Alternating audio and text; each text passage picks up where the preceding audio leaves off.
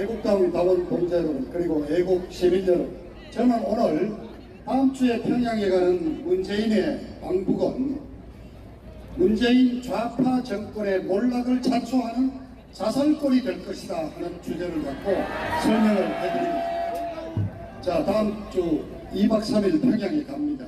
결론부터 말하자면은 굳이 할 필요가 없는 정상회담입니다. 정상회담이라는 것은 양국 간의 현안을 논의를 하고 양국 간의 관계 발전을 도모하는 것이다, 이렇게 상식으로 알고 있는데요. 자, 현안이 뭡니까? 핵 문제, 핵폐기입니다. 핵폐기. 그런데 김정은이나 문재인이는 지금 북한의 핵무기 폐기에는 관심이 없습니다. 오히려 대한민국의 핵무기를 지금 없애려고 그러는 거예요. 뭐냐?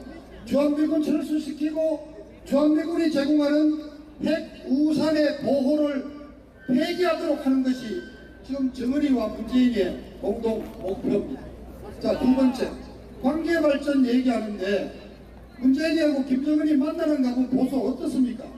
친형제라도 그렇게 가까울 수 없을 겁니다. 그 똥땡이 만나면 그냥 끌어안고 도리가 난리 브루스를 추지 않습니까? 아니, 대한민국 헌법상 앞서 변호사님이 말씀했지만은 김정은 정권은 휴전선 이북을 불법 점거하고 있는 반국가 단체입니다. 그런데 둘이가 만나서 또 평양에서 무슨 난리 브루스를 추겠습니까? 미국이 이 정상회담에 대해서 별로 이렇게 썩 좋은 감정을 보이지 않았습니다. 여러 가지 우려를 표명했습니다. 틀림없습니다. 4.27 선언을 재확인하고 공동 종전선언하자고 해서 미국에 압력을 가하겠다는 게 목적입니다. 그리고 이번에 보세요. 자, 구속되어 있는 롯데 회장 빼놓고 4대 그룹 회장을 다 지금 데리고 간다는 거 아닙니까? 자, 삼성, LG가 북한하고 뭐 사업 같이 할 만한 게 있습니까? 뭐가 있습니까? 없습니다. 그냥 공장 지어주고 북한 인민 고용해서 월급 주고 먹여 살리라는 얘기 아닙니까? 그런데 그 중에 이재용 부회장은 하다못해 박근혜 대통령님하고 엮어가지고 징역을 2년 가까이 살렸는데 그 이재용 부회장 보고 김정은이 만나러 가자고 지금 압력을 가하고 있는 중이라는 거 아닙니까? 지금 경제협력, 말이 경제협력이지 경제지원인데 UN 제재 때문에 할래야 할 수가 없습니다. 그런데 왜 대기업 총수를 데리고 갑니까? 김정은이한테 벌써 줄서기 세우려고 하는 겁니다. 이거는 대한민국의 경제를 통째로 갖다 바치겠다는 거하고 다른 게 없는 얘기 아닙니까? 자, 또 이틀 전에 목요일날 개성공단에 남북연락사무소를 설치를 했습니다. 미국이 공식으로 곤란하다고 입장을 공고를 통해서 발표를 했습니다.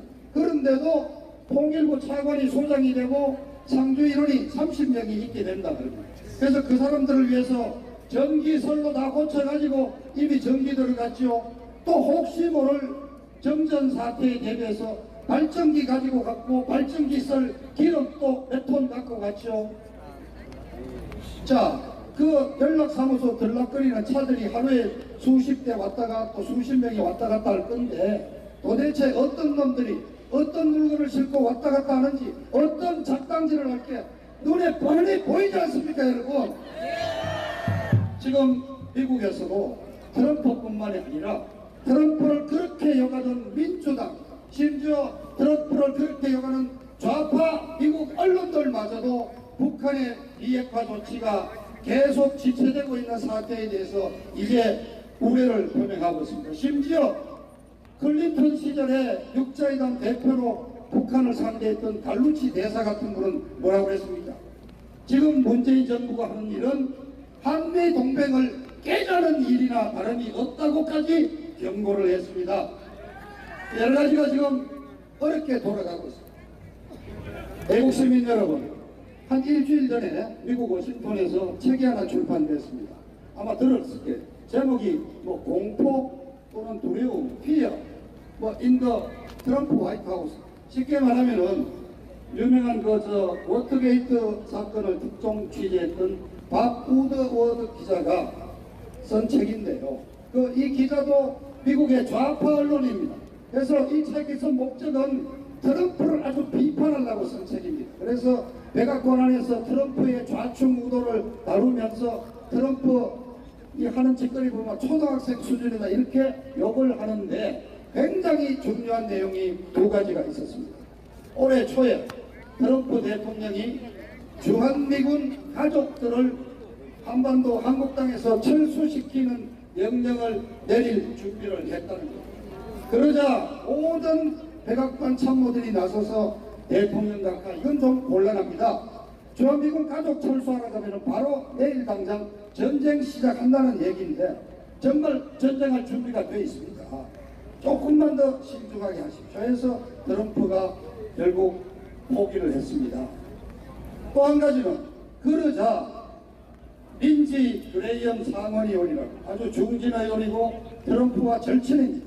이 그레이엄 상원의원이 뭐라고 트럼프한테 건의를 했냐면은 그렇다면은 중국의 시진핑한테 부탁을 해서 김정은이 저거 죽여버리고 중국 말을 잘 듣는 장군 하나 데려다가 앉히면 되지 않느냐. 굉장히 중요한 얘기를 했습니다. 대한민국의 쓰라기 언론들은 이것을 그냥 해프닝으로 취급하고 트럼프를 욕하는 책이 잘 팔린다 그 얘기만 하는데 그렇지 않습니다. 이 시나리오는 살아있습니다. 그리고 이걸 들으니까 이해가 갑니다. 취임 이후 7년 동안 북한과 소홀하게 지내던 김정은이가 3월 25일 급히 북경으로 가서 시진핑한테 매달리고 충성 맹세를 했습니다. 시진핑이가 옥치고 바꾸어버리면 그만이거든요. 이게 바로 레짐 체인지, 정권 교체입니다. 이 시나리오는 지금도 유효합니다, 여러분.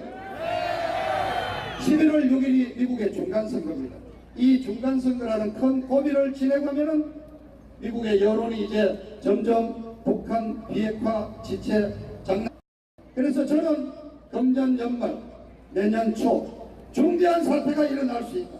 김일성에게 김정은에게 올인하는 문재인이는 정말 트럼프의 한 방에 그냥 날아가 버립니다. 그러면 우리 사랑하고 존경하는 박근혜 대통령이 나오셔서 다시 복귀하실 날이 멀지 않았다. 이 말씀 드립니다. 감사합니다.